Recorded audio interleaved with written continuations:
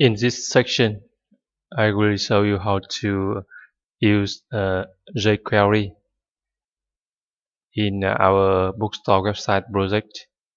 You know, jQuery is one of the most popular JavaScript libraries for simplifying JavaScript coding in web development. With jQuery, we can truly separate the HTML code and JavaScript code, and it makes writing JavaScript code a lot easier.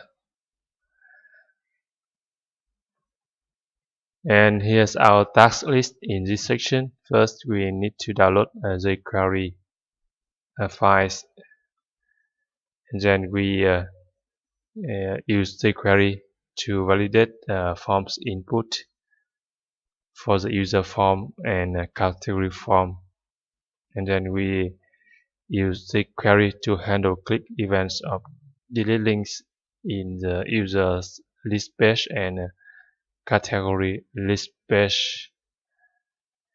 You see, this is the user form. Currently,